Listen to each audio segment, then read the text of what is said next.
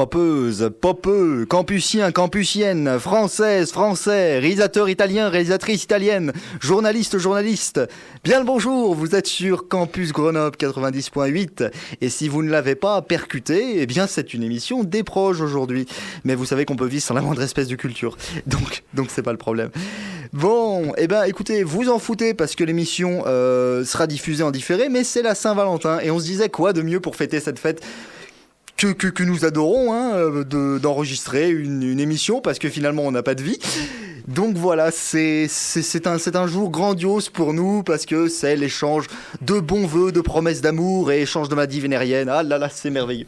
Donc, ben voilà, des proches, il fallait qu'on se consacre un peu à ce monsieur. Et vous le savez, dans cette émission, nous faisons revenir parfois les gens. Parfois les gens reviennent d'eux-mêmes, on n'arrive pas à les virer. Et ben là, c'était le cas pour Florent, Mathieu. J'ai forcé la porte. Eh oui, il a forcé la porte. Il était là, vous en rappelez peut-être pour l'émission Colombo, une émission que vous avez d'ailleurs bien appréciée. On a eu des bons retours là-dessus. Donc on est bien content de te revoir, Florent. On rappelle du coup qui tu es. C'est-à-dire un journaliste, un blogueur. Il travaille avec placegrenette.fr. Voilà. Et comme en fait on a progressivement introduit de la diversité dans l'émission. On a commencé par accueillir des femmes. On a voulu virer ethnique pour cette émission, on n'a pas réussi parce qu'on n'a pas vraiment d'amis de non blanc. Et du coup, on a choisi un journaliste. Voilà. Voilà. Merci pour votre ouverture d'esprit. Gentil. Voilà. Donc, du coup, Jonathan, il faut que je te laisse parler en premier sur des proches parce que je sens que tu nous as mitonné un de ces bazars. Allez, fais-toi plaisir. J'ai envie de commencer cette émission par une petite introduction qui se veut comme une évidence. Alors, Pierre Desproges est mort. Alors oui, ça fait déjà quelques temps que le bourg a fini par se décider s'il fallait opter pour le chêne ou le sapin. J'ai personnellement ma préférence pour la seconde option parce qu'avec l'aide de 2 guirlandes autour du mort, ça fait tout de suite Noël au mois de juillet. Mais n'empêche, le fait est que Pierre Desproges est mort. Alors Clément a eu l'audace par le passé de qualifier certaines de mes élucubrations radiophoniques de desprogiennes, et je l'en remercie, même si je suis bien forcé de constater en toute humilité, avec 3 L, que nous sommes tous très loin du grand Pierre et de 5,70 m. Mais je dois bien reconnaître aussi que je dois beaucoup à Desproges.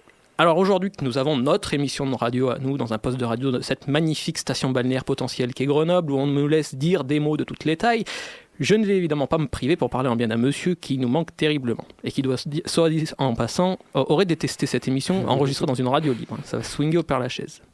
Donc, que l'outrecuidant bourgeois bien pensant, pontifiant et maladivement accro politiquement correct, s'accroche à ses esgourdes parce que je vous le dis, messieurs, dames, et vous autres dans le fond au genre mal identifié, aujourd'hui on va vous chier dans les feuilles de chou. Pourquoi ? Me demande la ménagère assise dans le fond de la salle. Pourquoi ? Je la remercie de cette question. Parce que les hémiplégiques du langage, qui cachent leurs mots crus et montrent, au tout venant leur langue cuite et bouillie, sans saveur et sans image, merci Pierre, dominent désormais le monde. Et surtout parce qu'on vit finalement dans une société où les fascistes hantent nos villes, rendant définitivement les rues de Paris et de Navarre moins sur le soir, pour peu qu'on soit arabe, juif ou issu d'une origine ethnico-religieuse non gauloise. Eh bien... Que dire ? Déjà, rien que là, on a à peine commencé l'émission, je suis déjà estomaqué. Il faut savoir, petit secret de studio, si je puis dire, pour ceux et celles qui nous écoutent. Sachez qu'en fait, on prépare, oui, ensemble, avec les invités, les émissions. Donc, on discute, on papote. Mais je m'interdis d'entendre les élucubrations de Jonathan avant les émissions parce qu'il trouve toujours moyen de me surprendre après plus d'1 an d'émission. Et là, j'avoue que le qualificatif de déprogien semble lui aller. Je ne sais pas ce que vous en pensez, mais enfin voilà. Ben, ma foi, c'est toujours difficile de commencer des émissions comme ça, mais il va bien falloir qu'on s'y jette. Donc, petit jingle que les fans de Desproges apprécieront.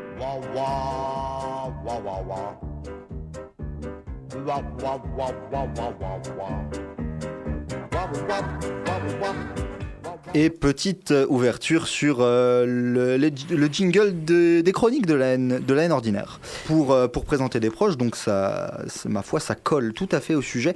Et c'est vrai que Desproges, il va falloir que dans cette première partie, on le contextualise, on le replace un petit peu dans la culture, dans le paysage culturel et humoristique. Parce que c'est vrai que pour les plus jeunes d'entre vous, et oui, on en parlait juste avant cette émission, on commence déjà à compter les années. Pour les plus jeunes d'entre vous, Desproges, ça représente peut-être personne ou pas grand-chose. Donc on va peut-être se remettre un petit peu en contexte. Alors, tu m'en parlais, Florent. Desproges, c'est un petit peu le mec qu'on a l'impression d'avoir toujours connu. Tu disais ne plus te rappeler à quel moment exactement de ta vie ou à quelle occasion tu avais découvert Pierre Desproges, et je t'avoue que moi c'est un petit peu pareil, bien que quelques années nous séparent. Je sais simplement que mon papa était fan de Desproges et que du coup il m'a transmis un peu cette passion. Il faut sans doute qu'on rappelle un petit peu la biographie du bonhomme, parce qu'elle est riche, et Desproges c'est quelqu'un qui est passé un peu partout et par tous les métiers possibles. Déjà, il est né en 39 à Pantin. Déjà, rien que le nom de là où il est né, je trouve que ça résonne quelque part. Et il est issu de la petite bourgeoisie parisienne. Et il va passer plusieurs années à voyager avec son père, ce qui va probablement contribuer à ouvrir son esprit critique et son esprit de découverte. Son papa est institut dans les colonies, et il est la preuve que l'intelligence n'a pas grand-chose à voir avec l'instruction, quand on y réfléchit, puisqu'il va passer son bac à l'arrache. Il va faire son service militaire, il va être envoyé en Algérie, et il va conserver d'ailleurs cette période un souvenir plus qu'exécrable. Et d'ailleurs, si vous écoutez un petit peu le réquisitoire, et notamment celui concernant Robert Lamoureux, où il te fait une magnifique lecture de l'ordonnance sur la marche des corps d'infanterie. C'est absolument merveilleux, et tout l'antimilitarisme de Desproges transpire d'ailleurs dans cette chronique. Gros ressenti au niveau militaire, et déjà finalement il est dans un système qui semble pas lui convenir. Il va commencer par des études de kiné, il va être vendeur d'assurance mort, comme il le dit lui-même. Il fait des romans photos, il est vendeur de portes en polystyrène. Vous imaginez Desproges, toc toc, je vous vends c'est merveilleux. Vendeur de portes en polystyrène, je savais même pas que ça existait, c'est magnifique. Et il va finalement commencer une carrière journalistique à l'Aurore. Il va se faire virer une première fois, à cause ou grâce à son humour. Il va travailler à Paris Turf. Et il va revenir à l'Aurore après avoir changé de patron, avec les fameuses brèves qu'on peut retrouver dans le Petit Rapporteur, le bouquin en collection Point, qui sont absolument merveilleux, un concentré de Desproges. Et il va être menacé là aussi de licenciement, mais il va être sauvé in extremis par un courrier de Françoise Sagan, qui va dire qu'elle ne lit pas l'Aurore, mais qu'elle l'achète uniquement pour lire Pierre Desproges. Donc il va devenir chroniqueur au Petit Rapporteur en compagnie de Daniel Prévost, mine de rien. Desproges finit par claquer la porte parce qu'il va être de plus en plus coupé au montage. Son aura va commencer à le desservir en fait, et il va se faire de plus en plus raccourcir ses chroniques. Entre 78 et 83, c'est la majeure partie de sa carrière télé, radio. Donc Les Parasites sur l'antenne avec Thierry Leluron, Les étrangers sont nuls, pour Charlie Hebdo, quand même, faut le préciser. De 80 à 81, il participe même à L'île aux enfants. Et ça, j'avoue que j'étais surpris de l'apprendre, mais dans le rôle du professeur Corbineau. Alors ça, c'est un truc que je me rappelais pas du tout, parce que moi, L'île aux enfants, j'ai connu ça un petit peu à l'arrache. Bien sûr, le fameux tribunal des flagrants délires avec Claude Villers et Louis Régaud. Et en 86, il y a aussi les chroniques donc de la haine ordinaire, ainsi que la minute de Monsieur Cyclopède de 82 à 84. Et le théâtre, ce sera à partir de 75. Et Desproges, malheureusement, va nous quitter ou pas, d'ailleurs, c'est bien ce que cette émission va démontrer, en 88. Voilà, ça replace un petit peu le bonhomme. Moi, je trouve que sa vie nous dit déjà beaucoup de choses. Le fait qu'il est bourlingué comme ça, bourlingué aussi bien physiquement que dans ses professions, en fait. Du coup, j'ai envie de poser la question pour qu'on le resitue tous ensemble. Quel a été donc votre premier, si vous arrivez à vous en rappeler du coup, votre premier vrai contact avec Desproges? Qu'est-ce qui vous a fait aimer Desproges, Florent?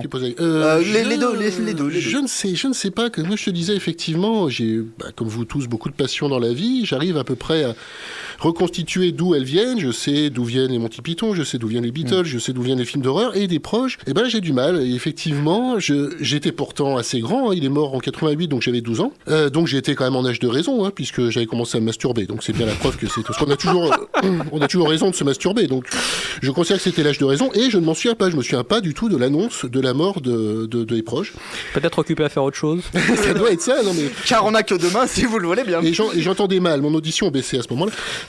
Mais je pense être venu par Desproges. J'ai dû un jour, sincèrement, j'y ai réfléchi depuis, j'ai dû tomber à la télé sur le réquisitoire sur Jean-Marie Le Pen ou quelque chose comme ça, et ça m'a donné envie, parce que forcément, tout de suite, le phrasé m'a plu, tout de suite, la verve m'a plu, ça m'a donné envie de me pencher sur le réquisitoire, qui est vraiment ce que j'ai le plus consommé de Desproges. Et depuis, ça s'est installé dans ma vie comme de grands écrivains, comme des chanteurs comme Brassens ou Brel. Vraiment, le phrasé, vraiment le style, la grammaire desprogienne m'a marqué, au-delà même du fait que c'est extrêmement drôle, c'est aussi extrêmement beau. Voilà. Et ça a énormément conditionné même, j'ai envie de dire, ma façon de m'exprimer. Jonathan. Je sais pas non plus en fait exactement d'où ça vient.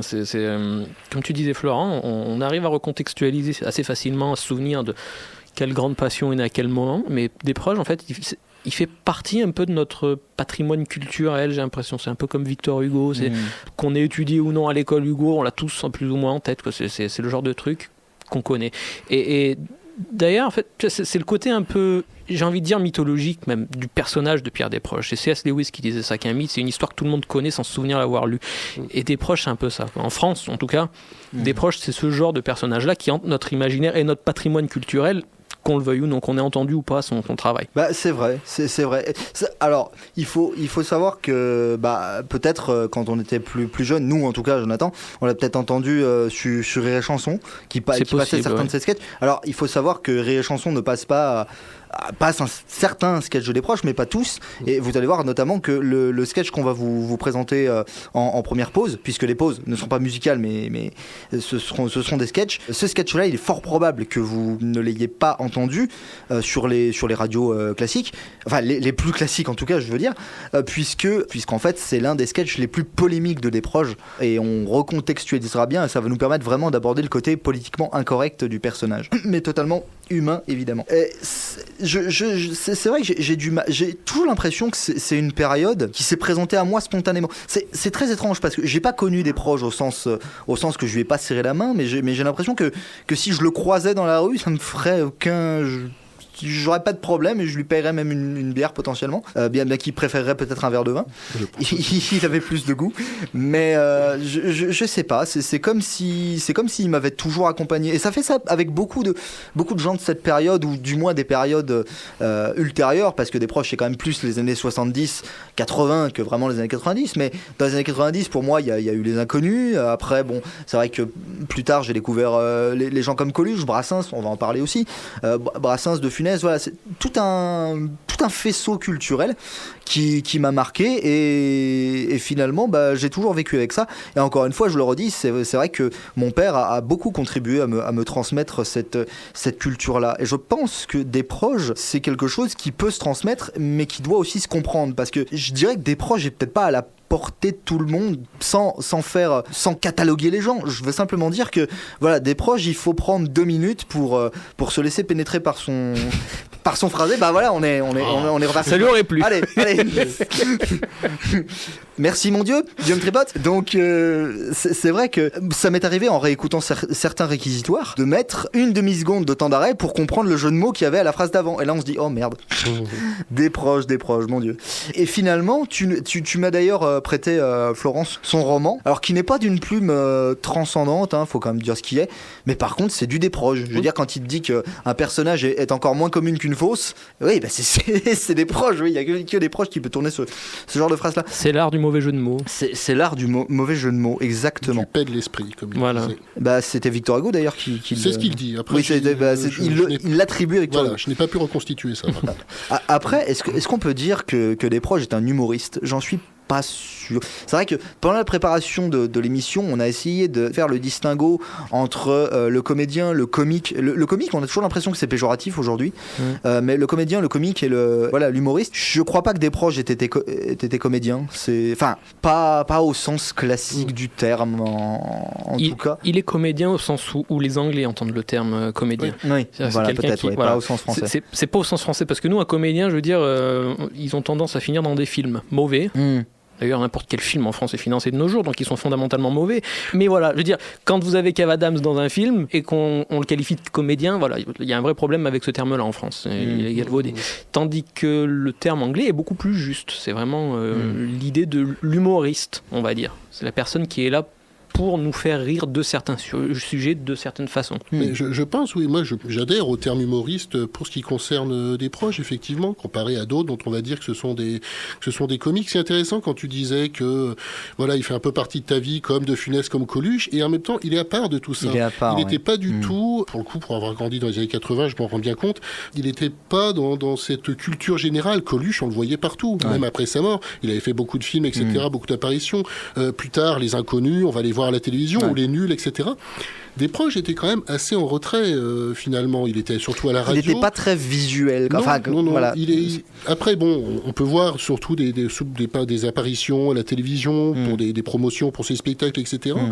Donc finalement, il se prêtait à ce jeu-là. Et pour autant, moi, j'ai pas le souvenir de quelqu'un aussi inscrit, aussi diffus dans la culture générale de l'époque qu'un Coluche, par exemple, ou que d'autres personnages du même acabit. Comme tous ceux qui ouvraient l'organe un peu trop fort, comme disait Coluche dans un de ses sketchs, c'est vrai que Desproges, c'est fait autant de camarades que d'ennemis. Je veux dire, s'il a failli se faire virer à plusieurs reprises de l'Aurore et qu'il a été récupéré in extremis par François Sagan, c'est parce que les lecteurs de l'Aurore étaient, ou certains en tous les cas, étaient déculottés par Desproges et par ce qui sortait. Il n'y a pas parlé, notamment quand il s'en prend au mouvement de libération de la femme dans certaines de ses brèves, où il se lâche complètement. Mais il va le dire lui-même d'ailleurs quand il va présenter son spectacle au Théâtre Grévin. Il va dire c'est pas parce qu'on se moque de quelque chose qu'on le méprise forcément. Et là on a toute l'ambiguïté de Desproges qui sait très bien où il met les pieds. Une précision, c'est que le mouvement de libération de la femme n'était pas le cœur de cible de l'Aurore, qui était un journal très marqué à droite. Mais bien sûr, c'était pas le cœur de cible, très clairement. Et à mon avis, Desproges s'est permis des attaques bien senties à l'encontre même du journal. Donc je pense qu'il déplaisait. Je veux dire, tu lis l'introduction du petit rapporteur. Je sais plus qui l'a fait. Tu l'as en main. Donc, mais ce que je veux dire, c'est que le monsieur qui fait l'introduction de ce livre-là disait très clairement qu'il avait les patrons de Desproges avaient une idéologie politique très marquée qui n'était pas celle de Desproges, ou du moins pas celle qu'ils cherchaient à véhiculer. Donc c'est ce qui faisait que ça passait mal. Mais c'est quelqu'un qui est toujours sur le fil des Proches, très clairement. Et c'est quelqu'un qui se permettait beaucoup de choses et qui jouait un personnage très clair. Là où on peut dire effectivement que c'est un comédien ou qu'il a parfois des vêtements d'acteur, c'est qu'il incarne un personnage et pas seulement Monsieur Cyclopède, ou même si ça en fait partie. Il incarne une voix, il incarne une certaine forme de pensée. Et quand il dit dans une de ses chroniques de la haine ordinaire qu'il ne prend pas le temps de répondre aux volumineux courriers suscités par les chroniques et qui préfère se servir des timbres et des enveloppes que lui envoient les gens qu'il aime bien pour répondre aux gens qu'il n'aime pas, mais je le vois le faire. Il est tout à fait capable de l'avoir fait. Il va répondre. Il dit qu'il répondait toi-même à des gens qui l'ont traité d'enfoiré. Enfin, c'est comme la lettre qu'il a envoyée au Trésor public. Oui, voilà, par exemple. Ou quand il dit qu'il a écrit une lettre à Dieu et que ça va chier. C'est tout à fait ce qu'il était capable de faire. Donc voilà, un sacré bonhomme, assez, tu le disais, assez hors catégorie en fait. Et c'est peut-être pour ça qu'il a pas marqué le paysage culturel de la même façon qu'ont pu le faire un Coluche. Et pourtant, c'est des gars qui se connaissaient entre eux. On a bien vu Thierry Leluron, Prévost, tout ça. Il l'a marqué en profondeur en fait. Il était peut-être moins présent. Enfin, en tout cas, moi, j'ai le sentiment qu'il l'était moins inscrit dans cette grande famille du show business. Mais le fait est qu'il est toujours là et qu'il est aujourd'hui considéré comme une référence, mais là j'anticipe peut-être un peu sur ce qu'on va dire après, mais vraiment considéré comme une référence par certains, comme un gage d'excellence humoristique de ce qui s'est fait en France. C'est tout de même là où, par exemple, même si personne ne conteste le talent de Coluche, il continue aussi à avoir cette image très populaire, parfois populeuse. Ouais. Quand Desproges est presque trop mis sur un piédestal par moment, parce qu'il ne faut pas non plus trop respecter un bonhomme qui ne respectait rien.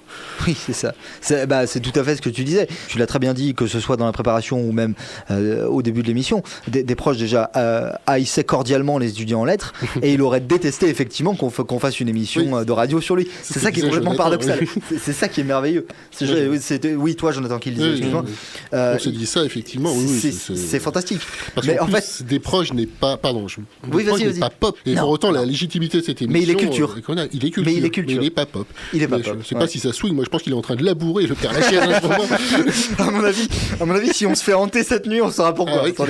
Donc, il y a pire que nous. Largement, oui. Largement. Je me disais tout à l'heure, je pense qu'au moins Desproges aurait peut-être savouré l'ironie de ce que nous sommes en train de faire. C'était quelqu'un qui aimait l'ironie. Je pense qu'il pouvait apprécier même quand elle se retourne contre lui-même.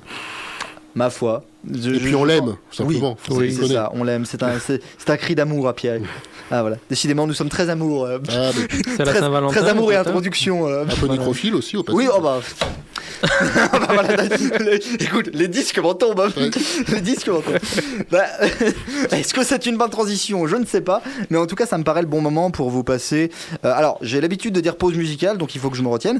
Pour vous passer un premier sketch de Desproges. Alors, On va contextualiser un petit peu, je vous le disais, c'est peut-être l'un des sketchs les plus polémiques de Desproges et il va nous servir pour introduire, une fois encore, décidément qu'est-ce qu'on introduit, une partie sur le politiquement correct et l'incorrect chez Desproges et même en général, même aujourd'hui, quelle est la place de ces thématiques-là. Et honnêtement, si vous prenez le... Donc il s'agit de On me dit que des juifs sont entrés dans la salle. Mon sketch préféré. Voilà. Vous le savez tous, maintenant je suis un grand sentimental, c'est forcément celui-là mon sketch préféré. Ça. Et comment vous dire, si vous ne le connaissez pas, vous allez faire une découverte, ça c'est évident, mais ce qui est évident aussi, c'est que si jamais vous prenez ce sketch dans le premier sens... Ne nous envoyez pas des mails d'insultes en fait. Si vous prenez ce sketch dans le premier sens de sa portée, à mon avis, ça veut dire que vous n'avez pas bien compris déjà notre émission et notre façon de penser, et que vous avez une façon de penser assez discutable par ailleurs, donc vous seriez gentil de quitter l'antenne. Voilà, bon... on en discute après et on s'écoute ça. On me dit que des juifs se sont glissés dans la salle. On pouvait rester, hein. N'empêche qu'on ne m'ôtera pas de l'idée que pendant la dernière guerre mondiale, de nombreux juifs ont eu une attitude carrément hostile à l'égard du régime nazi. Il est vrai que les Allemands, de leur côté, ne cachaient pas une certaine antipathie à l'égard des juifs. Mais enfin, ça n'était pas une raison pour exacerber cette antipathie en arborant une étoile à sa veste pour montrer qu'on n'est pas n'importe qui. Qu'on est le peuple élu. Et pourquoi j'irais pointer au Vélodrome d'hiver? Et qu'est-ce que c'est que ces wagons sans banquette? Et j'irai aux douches si je veux. Quelle suffisance, hein. Attention, ne me faites pas dire ce que je n'ai pas dit, hein. Je n'ai rien contre ces gens-là. Bien au contraire. Je suis fier d'être citoyen de ce beau pays de France où les juifs courent toujours. Je me méfie des rumeurs, vous savez. Quand on me dit que si les juifs allaient en si grand nombre à Auschwitz, c'est parce que c'était gratuit, je pouffe.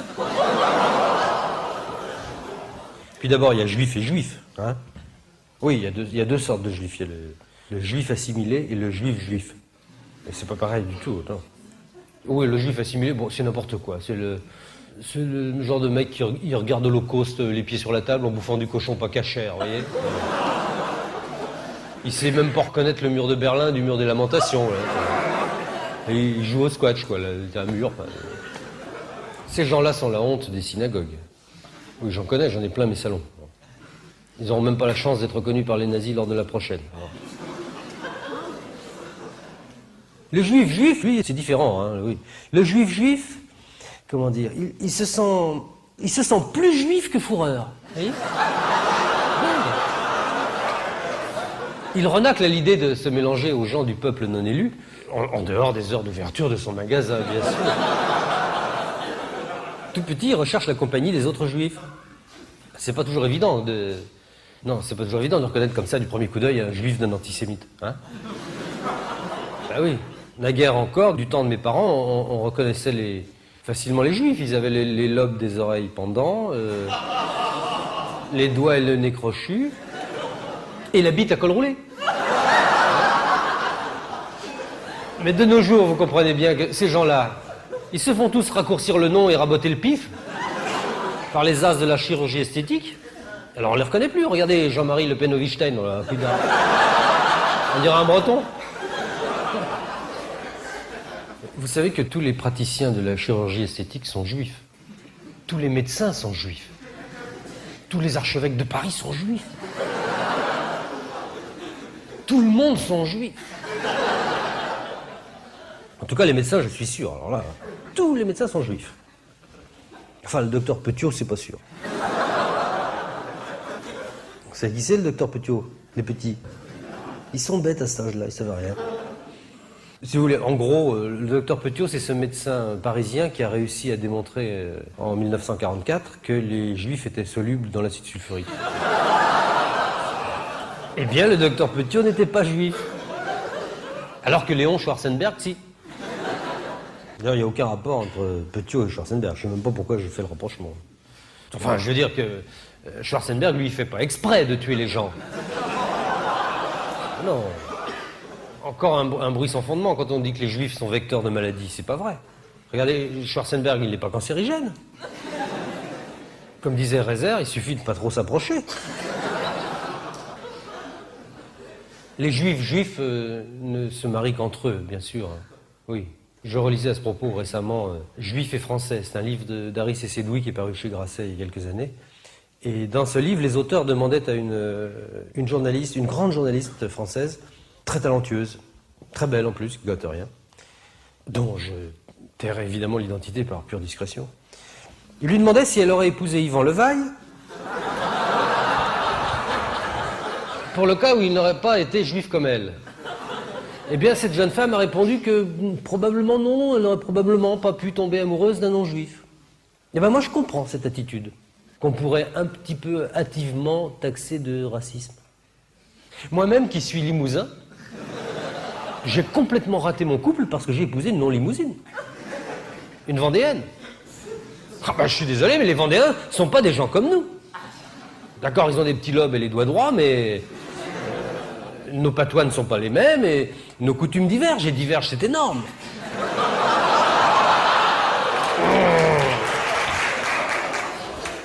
Voilà une femme, n'est-ce pas, qui mange du poisson le vendredi en tailleur Chanel, alors que moi je mange du bœuf Mironton le lundi en pantalon de velours. Il n'y a pas de compréhension possible. Il n'y a pas de compréhension possible. Nous avons notre sensibilité limousine, nous avons notre humour limousin qui n'appartient qu'à nous. Nous partageons entre nous une certaine angoisse de la porcelaine, peu perméable au chouan. Il faut avoir souffert à Limoges pour comprendre.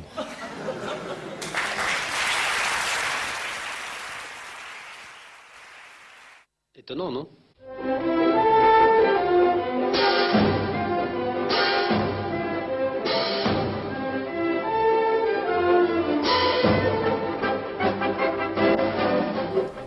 Bon, alors, là, il y a un gros morceau à traiter. Et je vous en prie, interrompez votre mail d'insulte à notre égard et laissez-nous nous exprimer et vous expliquer un peu le bazar. Et je le redis, si vous avez pris ce sketch au premier sens du terme, vous n'avez pas bien écouté des proches déjà, et en plus... Vous êtes con. Oui, voilà, on peut le dire. Mais qui prend vraiment ce sketch au premier degré? Plein de gens. Mais là, ce sont les cons et les antisémites. Oui, alors... parce que il faut savoir que ce sketch, il est pas. Alors, recontextualisons le truc. On est au milieu des années 80, donc pour le spectacle de Desproges, et Desproges va s'exprimer. Cette interview, elle se trouve sur YouTube, sur les réseaux sans problème. De même que le sketch, d'ailleurs, il se trouve plusieurs versions d'ailleurs. Plusieurs versions, des versions même où les commentaires ont dû être désactivés tellement c'est parti en cacahuète. Donc on va recontextualiser le truc. Quand il écrit ce sketch, Desproges, il a un réel cas de conscience. Il le dit, il explique dans l'interview qui a suivi. Il se réveille la nuit tellement il se demande s'il doit y aller ou pas y aller. Et finalement, il va demander conseil à ses potes de l'époque, qui vont lui dire allez, vas-y, fais ce sketch. Et notamment, alors tu m'en faisais mention, Florent, et je m'en suis rappelé dans l'interview. Reste avec nous, mon petit. Oui, j'essaie de me survie, pour le moment en tout cas. Tu en faisais mention quand on discutait un petit peu durant la diffusion du sketch, quand les micros étaient coupés. Il parle d'une personne précise dans ce sketch-là. Et en fait, il s'agit de Anne Sinclair. Il prononce pas son nom, mais à l'époque, on sait qu'il s'agit de Anne Sinclair, qui est donc juive, et donc il parle directement d'elle. Et il a un cas de conscience en disant voilà, je parle d'une amie à moi. Et comment est-ce qu'elle va vivre ce sketch-là? Et il va envoyer le texte plus assorti d'une lettre à Anne Sinclair, en lui disant à sa manière complètement déprogienne, en lui disant je n'aime pas égratigner mes amis par derrière, donc je le fais par devant. Il va lui soumettre ce texte. Et Anne Sinclair va l'appeler ou lui réécrire derrière en s'exclaffant de rire du début à la fin sur ce sketch. Donc il va le faire, mais jusqu'au bout, il va dire que avant la première, il avait même lui-même la trouille parce qu'il se demandait comment ça allait tourner. Et je crois qu'il faut vraiment être extrêmement con ou raciste, antisémite, soi-même facho, bref, pour prendre ce sketch au premier degré et surtout pour taxer les proches ici d'antisémitisme. Et là, on vous renvoie à notre émission sur Tintin et où on expliquait qu'Hergé ne pouvait résolument pas être taxé de racisme à l'époque. Bon là, le contexte est un petit peu différent, tout à fait. On est à la fin des années 80 et bon, mais dites-vous bien qu'un sketch comme ça aujourd'hui, il se prendrait effectivement toutes les assauts de défense sur le rable. Voilà.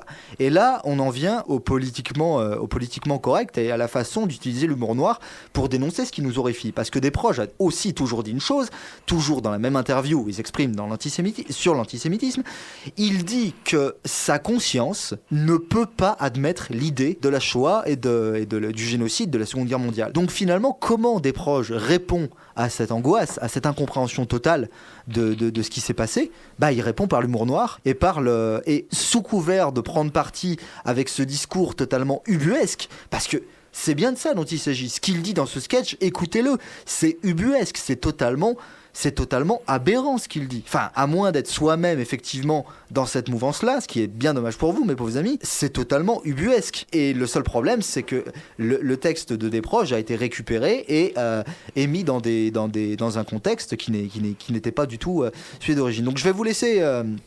Je vais vous laisser quand même vous exprimer un peu vous aussi, les gars, parce que je pense qu'il y a énormément de choses à dire sur la façon dont cet humour-là est véhiculé aujourd'hui, est compris et condamné surtout. Si je peux commencer, en fait, je sais que le politiquement correct, moi, c'est quelque chose tu me connais, Clément, qui me touche beaucoup, parce que du coup, je suis pas politiquement correct. Voilà, je sais pas faire cette politiquement correct. Et, en fait, les humoristes doutent en permanence de s'ils sont libres de dire ou ne pas dire, tu l'as souligné Clément avec Desproges, des sujets qu'ils peuvent traiter ou non. Et fait qu'ils choisissent parfois des sujets un peu limites, et tout à leur honneur parce qu'on a besoin de rire de certains sujets. Ouais. Le fait même de faire une blague limite sur les Arabes, les Juifs ou autres, va pousser les gens qui écoutent peut-être à rire, mais en même temps à se demander est-ce que j'ai le droit de rire de ça, est-ce que le comédien a le droit de faire des blagues là-dessus, etc. Qu'est-ce qui est hors limite ? Ça nous permet de douter, de réfléchir et de nous remettre systématiquement en cause. Et je suis convaincu qu'on peut rire de tout, même si on peut effectivement pas rire de tout avec tout le monde. Et comme le disait justement Desproges, il vaut mieux rire d'Auschwitz avec un juif que de jouer au Scrabble avec Klaus Barbie. Mais une sacrée différence entre les humoristes et les extrémistes. On a tendance à associer les deux. Ce qui envoie au propos d'ailleurs de Ricky Gervais, un autre humoriste que j'adore et pour qui le politiquement correct est une cible à abattre, qui s'est plaint durant les élections américaines qu'on lui tombe dessus comme la misère sur le pauvre monde à la moindre blague raciste, alors qu'on applaudit Donald Trump pour la même chose. Bien sûr. C'est triste à dire, mais le monde est devenu en l'espace de 10-15 ans beaucoup plus méchant, beaucoup plus cynique, et la liberté d'expression a, à mon sens, incontestablement reculé. La course à la célébrité, je blâme la télé-réalité pour ça, l'abrutissement des masses via la religion, les réseaux sociaux et autres, parce que oui, la masse populaire est complètement débile, on ne me l'enlèvera pas de la tête, la preuve, Trump a été élu, nous pousse à nous entredévorer pour un rien. Pourquoi ? Parce qu'à un moment donné, on a demandé qui est offensé par ça. Et c'était l'erreur. En fait, on a ouvert la boîte de Pandore et maintenant on peut plus la refermer. Vous faites des dessins, on vient dans vos bureaux vous dégommer à la Kalachnikov. Vous faites une blague sur les Juifs, on veut vous mettre en prison. Vous faites un court-métrage, on vous décapite en pleine rue. Bref, c'est n'importe quoi. D'ailleurs, les créateurs de South Park s'en sont rendus compte de manière très concrète. Il y a quelques années, ils avaient fait un épisode dans lequel tous les prophètes formaient une ligue des justiciers. Il y avait Jésus, Mahomet et tous les autres, et ça posait absolument aucun problème. Après la première crise des caricatures, ils ont voulu refaire un épisode où on voyait Mahomet et ils ont été censurés par Comédie pour un truc qui est passé et qui n'a choqué personne la première fois quelques années plus tôt. Desproges expliquait justement dans une interview donnée au journal du Centre que les humoristes doutent. Les extrémistes, eux, se servent d'une cause pour brandir un drapeau et utiliser des fusils. Exactement. C'est toujours un peu dur de réagir à ça, d'autant que tu as quand même sorti des trucs assez profonds. Et autant on a parfois tendance à déconner un petit peu dans cette émission parce qu'il faut. Là, on est vraiment sur quelque chose de sérieux et quelque chose de réellement problématique. Parce que s'il faut réfléchir à chaque fois à qui est-ce qu'on va offenser, on ne parlera plus jamais parce que de toute façon, quoi que vous fassiez, quoi que vous disiez, il y a forcément des gens qui pourront être offensés. Et c'est pas pour des raisons raciales ou quoi que ce soit, non, c'est pour des raisons de personnes. Regardez comment fonctionne la politique. Si vous votez pour machin, il y a forcément quelqu'un qui ne sera pas d'accord avec vous. Donc de toute façon, on ne s'en sortira pas. Vas-y, Florent. À vrai dire, tu parlais des caricatures du Prophète et de Charlie Hebdo. Et donc Desproges avait dit la phrase qui est souvent reprise. D'abord, parfois on l'attribue à Coluche. C'est amusant, mais on peut rire de tout, mais pas avec tout le monde. Et à peu près tout le monde a essayé par la suite de faire son on peut rire de tout, mais en essayant un petit peu toujours d'affiner. Et un jour, Charb a dit, je ris de ce que je veux. Et en fait, c'est à peu près ça. Voilà, j'avoue que, bon, alors après, c'est vrai que je suis né en 76, donc il y avait encore un certain esprit de liberté dans les années 80.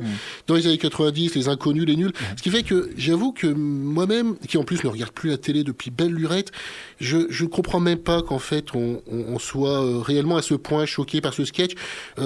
Tu l'annonçais, et je te comprends tout à fait, comme une sorte de bombe atomique. Pour moi, bon, voilà, ce sketch est un petit peu rentre dedans. Il a plusieurs points en plus. Il dénonce l'antisémitisme. Il parle aussi du communisme. Excuse-moi, vas-y, je te laisse parler. Non, mais c'est juste que je réagis dans l'instant à ce que tu dis parce que ça me touche. Je prenais quelques précautions oratoires parce que, en fait, je t'assure, va voir sur les plateformes les plus classiques, YouTube, Dailymotion, les vidéos de ce sketch où les commentaires n'ont pas été désactivés, et parce qu'il y en a, et ça veut déjà tout dire, mais lis parfois les débats d'idées qui partent, c'est hallucinant, on est en 2017 et il y a des commentaires qui datent de il y a 2 semaines.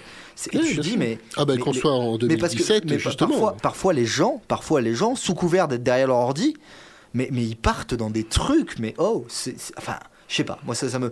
Généralement je lis jamais les commentaires sous les vidéos YouTube parce que c'est un coup à perdre des neurones à chaque lecture. Donc il y a vraiment... Disons que ça c'est un point. Disons, les commentaires débiles des gens sur Internet, ça c'est quelque chose. Je veux dire, ça va avec l'idée du politiquement correct ou incorrect, mais c'est quelque chose qui est encore différent. C'est-à-dire que Umberto Eco avait justement écrit là-dessus où il disait que les réseaux sociaux ont finalement libéré la parole de ces abrutis qui jusqu'à maintenant se contentaient de parler sur le comptoir d'un bar et qu'on faisait taire immédiatement. Sauf que maintenant ils ont la parole et que le moindre message est vu potentiellement par des milliers de gens.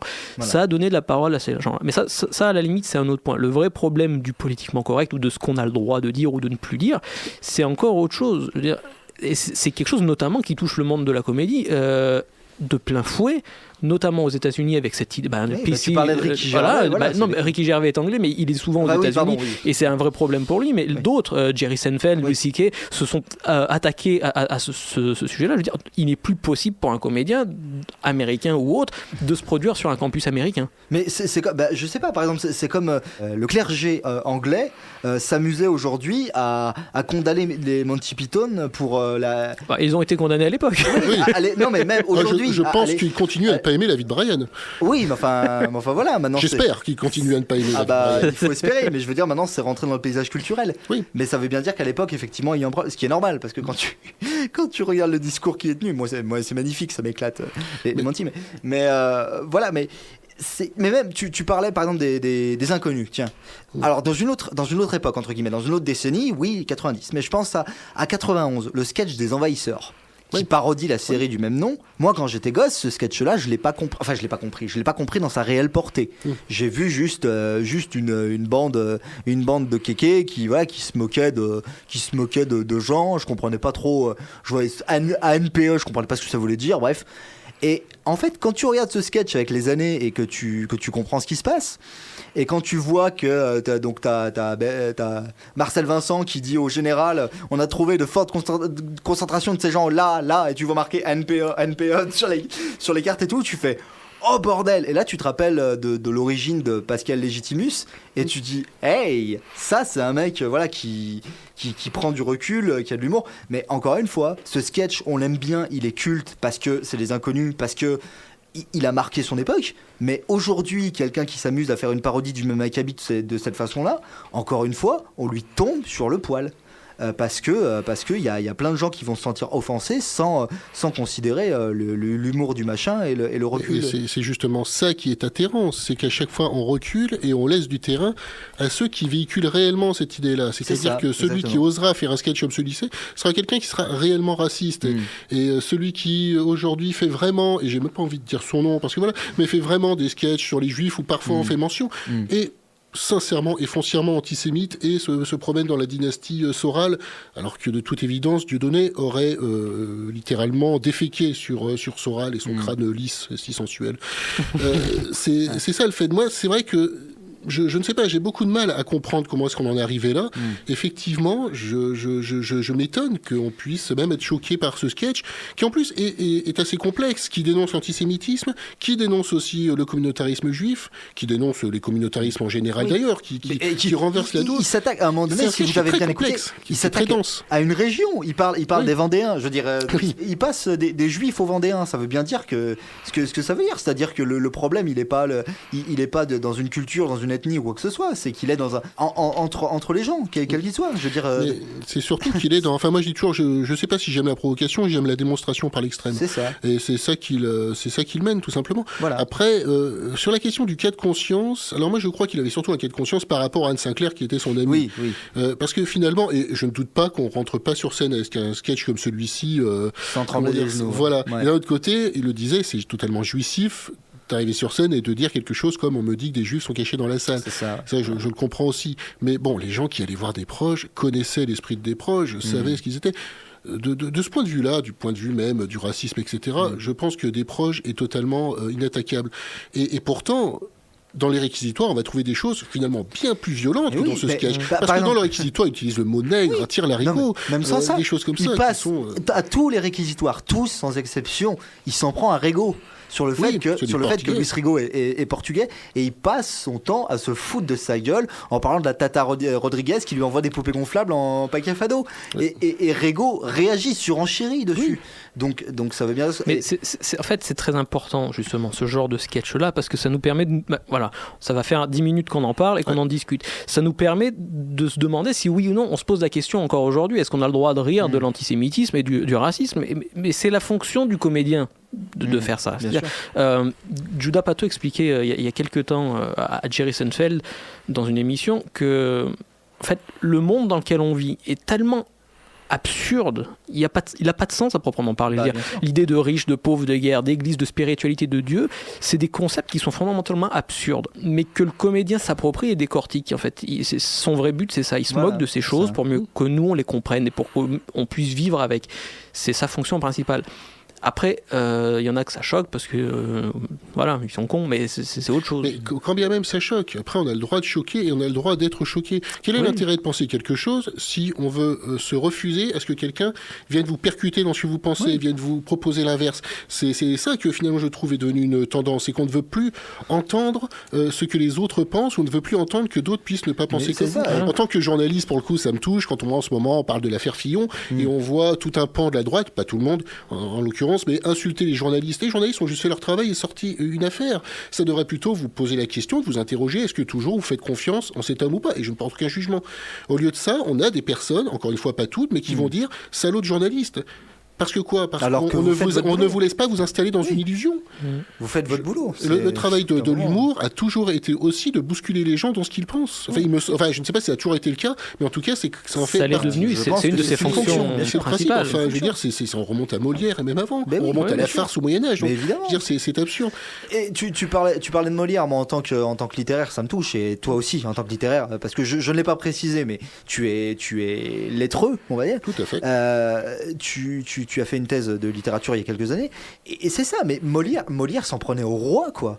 Au roi, c'est même pas on s'en prend au président ou quoi que ce soit. Maintenant, il s'en prenait à son roi, quoi. Je me permets de relativiser. Il s'en prenait peu au roi. Il s'en prenait beaucoup à la cour, mais il s'en prenait à la cour. Il épargnait le roi qui était très gentil avec lui en retour. Donc cette fonction-là, on va plus la retrouver chez les Lumières, notamment Voltaire, qui a quand même. Mais enfin, Molière était très subversif. Molière était très subversif. Contester ce que tu dis. Mais enfin, la confrontation par l'humour du pouvoir en place, on va plutôt le retrouver chez Voltaire.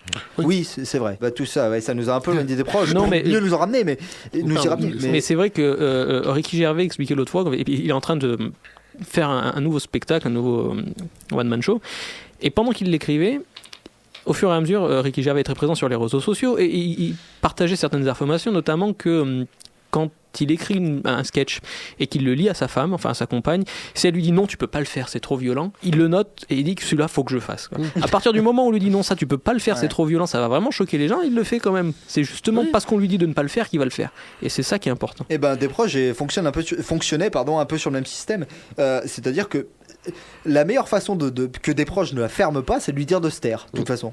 plus on lui dit de se taire, plus il continue. C'est systématique chez lui. Et c'est ce qui fait le personnage.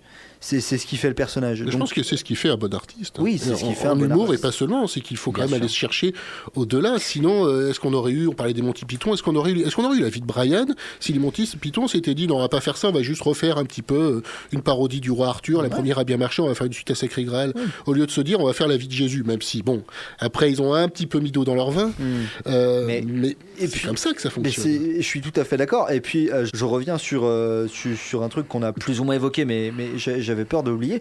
C'était que, je crois que c'est dans le même spectacle où ce sketch-là, donc on me dit que des juifs sont entrés dans la salle, est présent. Peu de temps après, il te dit les rues de Paris ne sont plus sûres.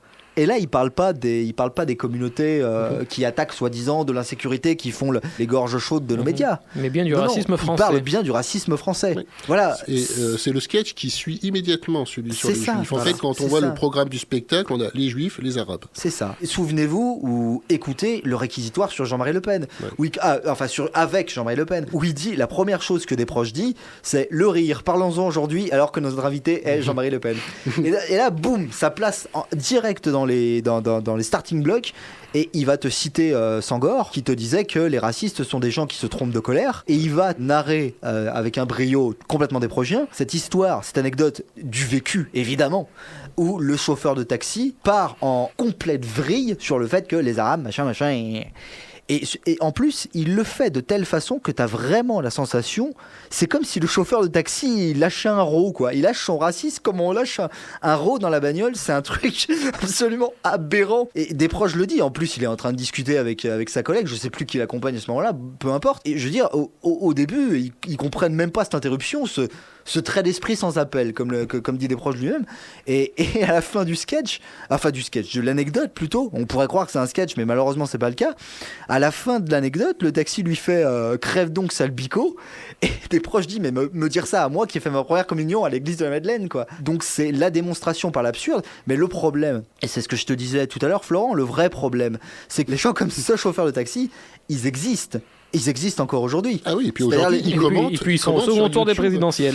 c'est ça. Alors c'est pas pour critiquer les chauffeurs de taxi Bah eux-mêmes. non, on n'a pas parlé. On en a besoin. Que nos amis taximens nous permettent. Même si je préfère le Uber, c'est moins cher. Décidément, qu'est-ce qu'on va se faire des potes sur celle-là? Ça, il faudra le couper au montage, c'est trop politiquement correct. Et donc, je prends ni les Uber ni le taxi, je prends le bus. C'est encore Voilà. moins cher que tous les autres. Moi je prends le tram et tout va bien. Des proches j'avais beaucoup de soucis avec les taxis et les coiffeurs aussi. Il n'allait jamais chez le coiffeur. Moi, je pense que c'est une des phrases qui résume le mieux la conception du racisme, si on peut dire. Parce que tu parlais de blagues racistes, pas des blagues racistes, justement. Non. C'est parce qu'elles sont pas racistes qu'elles Oui, sont- voilà. Voilà, Elles jouent sur ça. Mais c'est quand il disait dans un réquisitoire, je ne sais plus lequel, quelle est la différence entre le blanc et le nègre. Je m'excuse, je reprends ces termes. Hein. Donc Oui, le oui. blanc et le nègre, à part l'intelligence, qui n'est pas la même chez Chantal Goya que chez le président Senghor. Voilà, je pense que tout est dit. J'ai réécouté le réquisitoire il y a pas longtemps, mais Il nous fait aussi la plus qu'il y a différence entre comment différencier un blanc d'un noir dans une émeute raciale. Et ben, c'est on tire sur le blanc avec la balle à blanc et on tire sur le noir avec la balle à Ouais, noir. c'est ça. Ouais, non, mais le pire, Vraiment, c'est que... penser que des proches est raciste est absurde. De toute façon, à part certains qui en font un peu une profession, les racistes ne font pas de blagues racistes et les racistes ne rient pas aux blagues racistes. Et Justement, parce qu'ils ont peur qu'on les découvre. comme disait Coluche, il y a moins d'étrangers que de racistes en France. Ouais. Donc, et c'est Mais il y a de encore... plus en plus d'étrangers c'est dans en- le monde. Et il y a- les chiffres sont accablants, disaient des proches. Et malheureusement... Il citait Rigaud. Il citait Rigaud, exactement.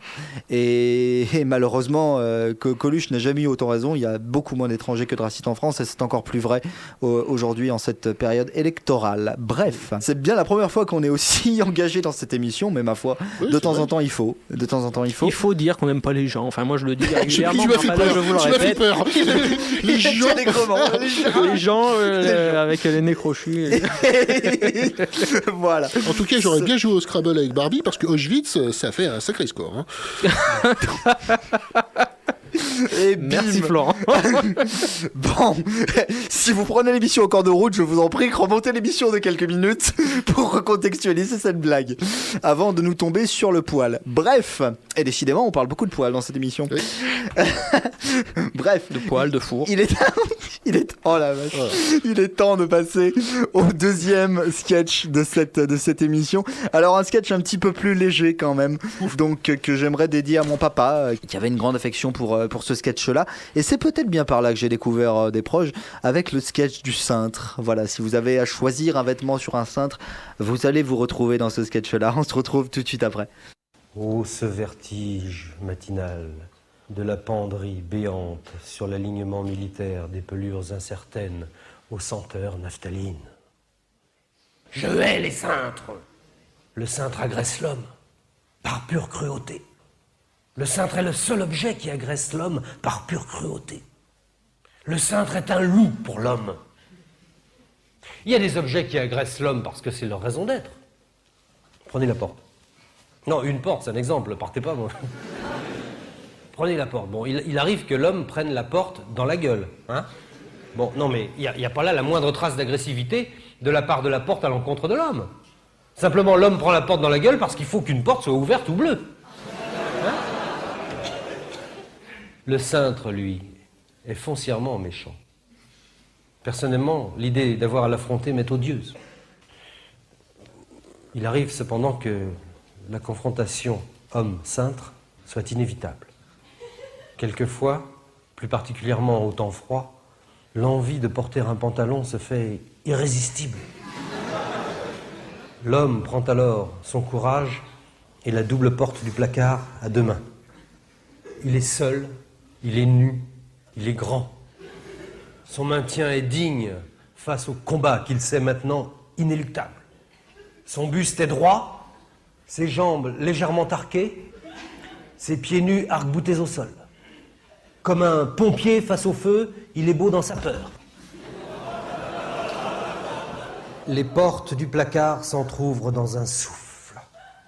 Les cintres sont là, accrochés à leurs tringles, dans la pénombre hostile.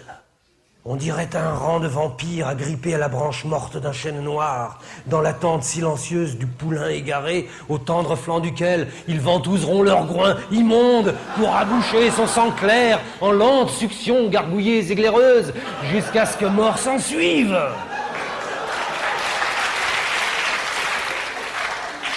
Cependant, l'attitude de l'homme n'est pas menaçante. Simplement, il veut son pantalon. Le gris avec les pinces devant et le petit revers. L'œil averti de l'homme a repéré le pantalon gris. Il est prisonnier du troisième cintre en partant de la gauche. C'est un cintre dangereux, particulièrement sournois. Oh, certes, il ne paie pas de mine. En bois rose, les épaules tombantes, il ferait plutôt pitié. Mais regardez bien son crochet. C'est une poigne de fer. Elle ne lâchera pas sa proie. L'homme bande, surtout ses muscles. Il avance d'un demi-pas furtif pour ne pas éveiller l'attention de l'ennemi. C'est l'instant décisif. De la réussite de l'assaut qui va suivre dépendra l'issue du combat. Avec une agilité surprenante pour un homme de sa corpulence, l'homme bondit en avant. Sa main gauche, vive comme l'éclair, repousse le cintre pendu à gauche du cintre rose, tandis que sa main droite s'abat impitoyablement sur ce dernier. La riposte du cintre est foudroyante. Au lieu d'accentuer sa pression sur la tringle, il s'en échappe brutalement, entraînant dans sa chute le pantalon, le gris avec les pinces devant et le petit revers, celui-là même que l'homme veut ce matin, parce que bon.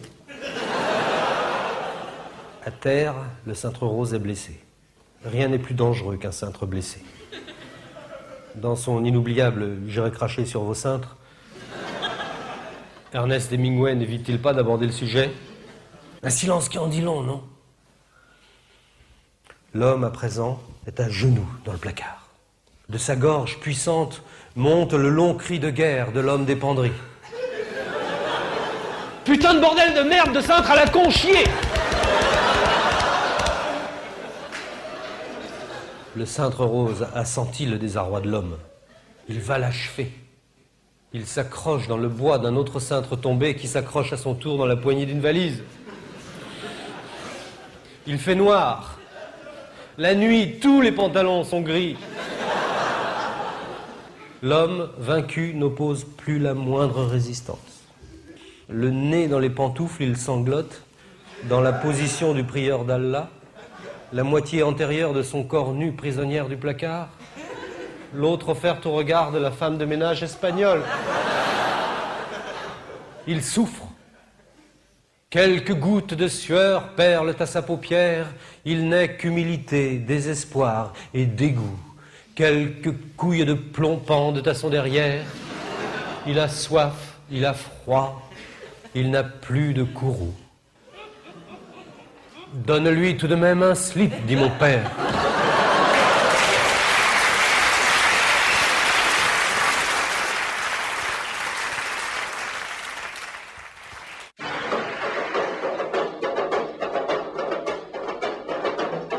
Les tests l'ont prouvé. Dans une soirée mondaine traditionnelle, les rigolos ordinaires s'essoufflent et cessent d'être rigolos au bout de quelques minutes, alors que Pierre Desproges continue d'être rigolo pendant des heures et des heures.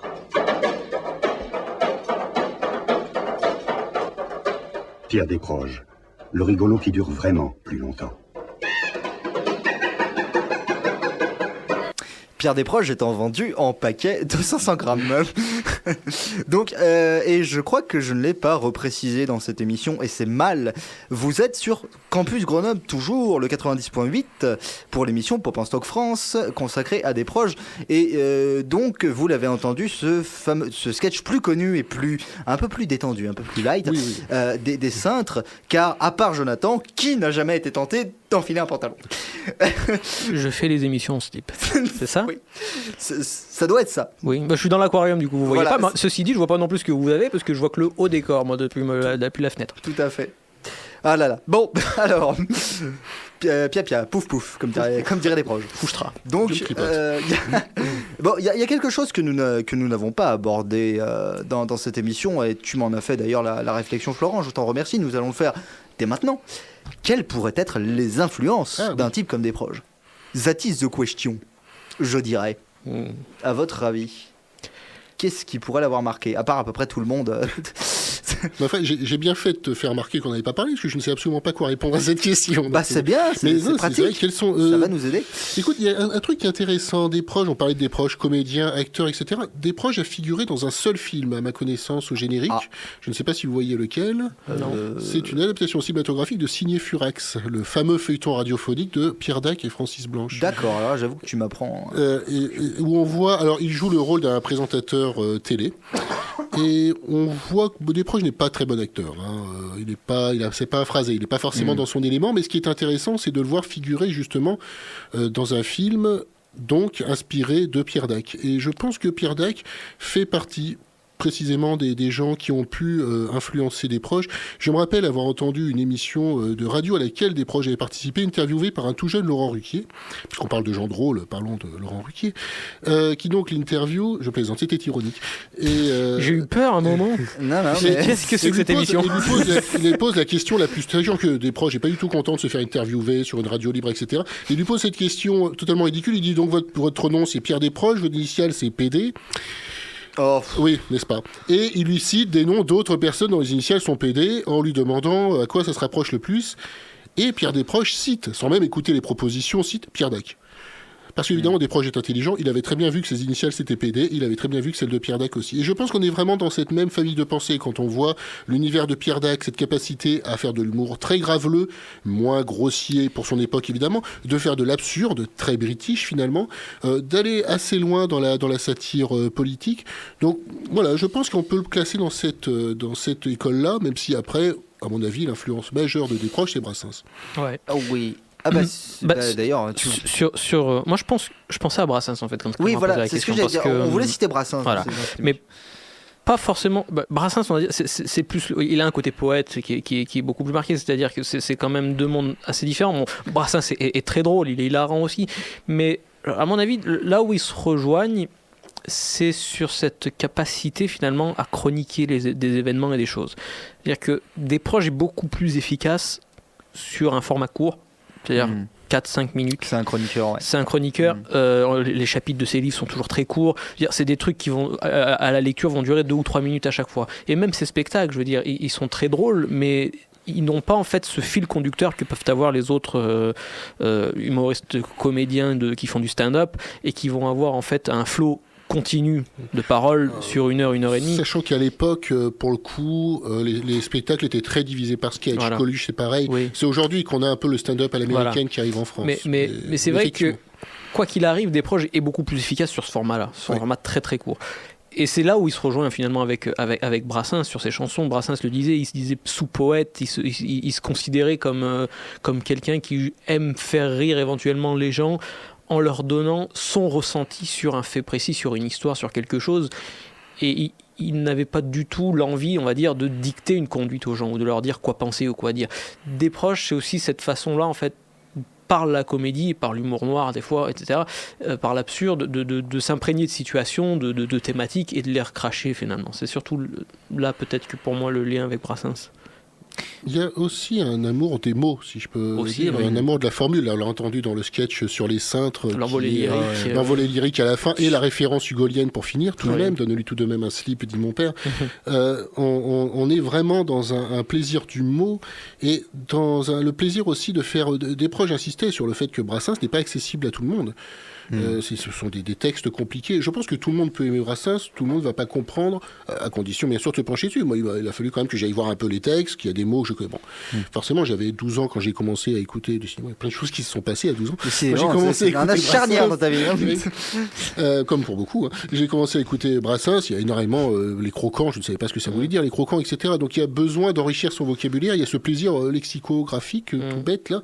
Et je pense qu'il y a ça aussi, il y a une certaine poésie, et puis il y a une grande sensibilité chez Desproges. Il faut vraiment qu'il va faire passer différemment, mais c'est quelqu'un de profondément sensible, c'est quelqu'un de profondément esthète. Vraiment, quand on parlait tout à l'heure du fait qu'il était à l'armée, il raconte, quand il était à l'armée, il était en Algérie, il est allé chercher des fleurs du désert pour les mettre dans un vase de sa chambrée. Et tout le monde dit « Oh, le PD !» Oui, bah oui. Lui, Desproges, voilà, c'était une âme d'artiste. C'était un homme sensible. Et encore une fois, la beauté des fleurs. Oui. Je vous renvoie au réquisitoire avec Robert Lamoureux, où il décrit très clairement les concours de paix dans les chambrées. Et tu sens qu'il a... Déjà, c'est du vécu, et tu sens qu'il a une rancœur vis-à-vis justement de ces militaires qui l'ont catalogué. Il aime pas forcément les militaires, il le dit. Il aime pas les institutions, quoi qu'il arrive. Je me souviens plus exactement ce qu'il dit, mais je crois que justement c'est dans le manuel de savoir-vivre à l'usage des Russes et des malpolis, où il y a un chapitre qui est comment reconnaître les cons, je crois, et il dit qu'en gros les cons sont des gens qui sont habillés comme les autres. Si vous en avez 40, c'est l'Académie française. Si vous en avez 1 millier, c'est l'armée française. Tout est dit. J'avoue, tout est dit. Il vient d'une époque aussi où l'antimilitarisme est une pensée dominante dans tout un milieu intellectuel, tout simplement. Je réécoutais hier le Tribunal des flagrants délits en entier sur Jean-Yann. Jean-Yann est un personnage qui est un peu de la même famille, étrangement.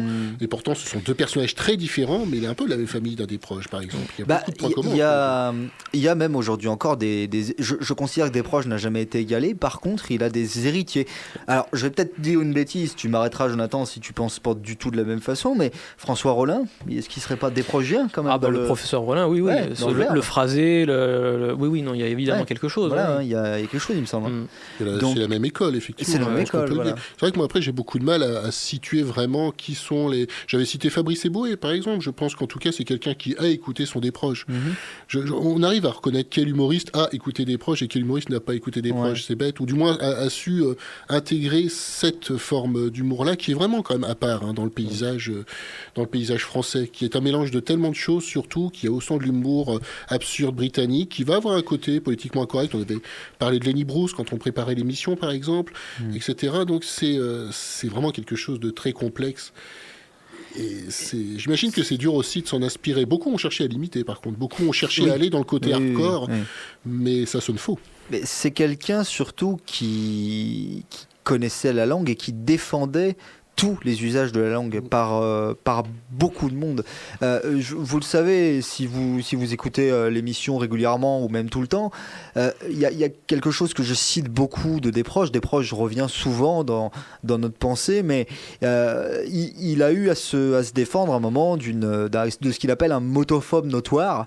Il défend le droit de dire des mots de toutes les tailles dans mon émission, dans mon poste de radio, comme il dit. Et en fait, il défend le droit à la vulgarité quelque part. Et là, on va faire un petit crochet en revenant vers Serge Pappagalli, hein, qui on a quand même eu la chance d'avoir l'héritier au tribunal des flamands de Pierre Desproges dans l'émission, à savoir Serge Pappagalli, qui a repris sa place. Déjà, et si jamais par hasard il nous écoutait, d'abord on le salue, et d'autre part il va encore nous qualifier de biographe officiel, mais on va pas s'en priver, parce que dans l'un de ses spectacles, ou du moins dans l'un des spectacles qu'il a joué en 83, si je ne dis pas de bêtises, son personnage dit: je me demande quelque part si la vulgarité ne serait pas ce que la fenêtre est au cabinet d'aisance, c'est-à-dire le moyen d'aérer un peu. Effectivement. Voilà. Donc il me semble que pour Desproges c'est complètement ça. Desproges ouvre la fenêtre. Il ouvre la fenêtre en termes d'ouverture d'esprit et en termes de jeu sur les mots. Et peut-être aborder dans les quelques minutes qui nous restent, ça va, on est dans les temps, c'est parfait, c'est nickel. Peut-être aborder donc dans ces quelques minutes le fait qu'il a été multi-support. On l'a plus ou moins évoqué. Il a été journaliste sportif quand même, hein, aussi. Pas longtemps, parce que c'est pas quelque chose que je le voyais faire ad vitam. Je le vois mal s'extasier devant un Saint-Étienne-Sochaux. Bizarrement. Qui s'extasie devant Saint-Étienne-Sochaux? À part les cons. Décidément, on aura fait tout le répertoire, je crois. Hein. Le foot, les gens. Non, mais c'est vrai que Desproges est passé de la radio au journalisme, du journalisme au stand-up, du stand-up au porte en polystyrène, au porte en polystyrène, à l'écriture de beaucoup de livres qui retracent un peu ses chroniques. Justement. Et d'ailleurs, là où Desproges est très littéraire, ça se sent dans le fait qu'en fait, notamment dans le manuel du savoir-vivre à l'usage des Russes et des malpolis, on retrouve des choses qui sont redites derrière un spectacle, ou qui sont tirées du spectacle et ils sont dans le livre. Enfin, il y a des adaptations de l'écrit qui sont parfaites. Je veux dire. Le premier spectacle de Pierre Desproges, beaucoup d'éléments qui sont issus des réquisitoires. On lui a fait leurs proches d'ailleurs. Oui. Desproges, en fait, même s'il est multi-support, il reste quand même très littéraire, il dit beaucoup. À l'exception peut-être de la minute nécessaire de Monsieur Cyclopède, qui pour le coup est quand même très visuel, et là où vraiment il a aussi attrapé, il a vraiment su tirer parti de l'image, et je pense aussi qu'il avait carte blanche pour ça. Oui, Mais c'est vrai que c'est là peut-être l'émission la plus étonnante dans la carrière de Desproges en termes d'absurde. On retrouve les thèmes des progiens classiques, hein, il y a notamment cette chronique sur Ne sombrons pas dans l'antinazisme primaire. Mais à côté de ça, des rubriques comme Insonoriser une Andalouse ou Beethoven était un con sont quand même des choses où ce côté absurde qui pointe souvent dans le réquisitoire vraiment a pu s'exprimer, et ça c'est vraiment pour mon plus grand bonheur, parce que en multi-pythonien que je suis, forcément je ne peux qu'apprécier cette émission. Mais c'est vrai que en dehors de ça, même s'il y a le multi-support, Desproges il vient du mot, le mot ça s'adapte à tous les supports en réalité, à part le mime bien sûr, mais c'est ça. Encore que si tu réfléchis bien, pourquoi pas, on peut trouver quelque chose. Mais je pense que comme tu dis, pour moi Desproges c'est avant tout un littéraire, et surtout c'est quelqu'un, on est des littéraires tous les trois, donc on va pas se vanter. Je pense qu'on a tous appris à ne pas avoir peur des mots, justement. Desproges se soucient très peu. Et à les utiliser dans le bon contexte aussi. Je pense que c'est. Desproges n'avait pas de problème pour dire le mot enculé, voilà, qui est certainement le mot le plus grossier, que même Brassens aura attendu la fin de sa vie. Mais justement, en fait, une chanson. On y avait fait référence à ça, Clément. Je sais pas si tu te souviens dans l'émission Kaamelott, justement, sur l'écriture d'Astier. Et j'avais cité Desproges déjà à l'époque sur le fait que l'écriture de Desproges, elle est très littéraire, mais en fait, sa comédie, et là où il est très très fort, c'est que son phrasé va être parfait, comme vous avez pu l'entendre dans l'envolée lyrique du sketch sur les cintres, mais juste au moment où on s'y attend le moins, il va utiliser une vulgarité. C'est ça. Et c'est ce mot-là, au bon endroit, au bon moment, sur le bon rythme, avec la bonne tonalité, qui va provoquer le rire. C'est ce changement de rythme soudain, ce contraste qui permet de défoncer toutes les portes finalement. Et je crois d'ailleurs à ce propos que la première fois que j'ai découvert que tu étais Desprogiens et que tu adorais Desproges, c'est quand tu citais pas du tout Desproges et où tu avais imprimé sa façon de parler. Je peux te citer l'exemple parfaitement parce que ça m'a marqué. La dépixelisation des chailles. La dépixelisation des chailles. Dans l'émission sur les univers virtuels, c'était une émission déjà un peu ancienne, mais vous la réécouterez, je sais plus combien c'était, bref. À un moment donné, je sais plus, tu parles de la réalité virtuelle ou tu parles de Tron. De Tron, quand Jeff Bridges se fait dépixeliser les chailles. Et tu parles en termes extrêmement techniques jusqu'au moment où tu nous sors un dépixeliser les chailles. Et là, déjà, il faut être dauphinois pour comprendre la phrase entière. Et en plus, voilà, c'est tellement inattendu. Et c'est à ce moment-là, je me suis dit, putain, mais en fait, ce mec est Desprogiens. Donc, étonnant, non ? Étonnant, c'est tout à fait étonnant. Donc oui, et voilà, un amoureux des mots finalement des proches, et c'est quand même assez chouette, quelqu'un qui n'avait pas peur d'utiliser les mots dans leur vraie signification aussi. Et oui, je crois qu'il doit être vraiment transmis. Oui, ce que je voulais dire, c'est vrai qu'on parle beaucoup des réquisitoires, et on a raison parce que c'est très important la carrière des proches, mais les chroniques de la haine ordinaire sont pas mal non plus. Oui. Je vous invite à les écouter, d'autant qu'elles se trouvent très facilement. Et il y a énormément de choses sur YouTube si vous cherchez. Oui, mais il y a beaucoup, même des proches. Alors, pour vous dire à quel point des proches a tout fait, il a même fait des chansons, notamment avec sa fille à un moment donné. Oui. C'est très mignon d'ailleurs, où il se fout de la gueule d'un curé, comme c'est surprenant. Bon, après, je sais pas s'il aurait pu continuer sa carrière en chanson. Ça casse pas trois pattes à un canard. Ça casse pas trois pattes à un canard, effectivement. Mais voilà, il faut quand même le noter, c'est assez rigolo. Il a fait des chansons. Quand nous irons au temple aussi, si vous avez l'occasion de l'écouter, elle est assez fun celle-là. Donc voilà, c'est vraiment quelqu'un qui a fait beaucoup de choses. Quelqu'un qui se posait beaucoup de questions, qui prenait beaucoup de recul. Et comme il le dit d'ailleurs dans une interview où il présente son spectacle, ou plutôt un journaliste lui fait présenter son spectacle.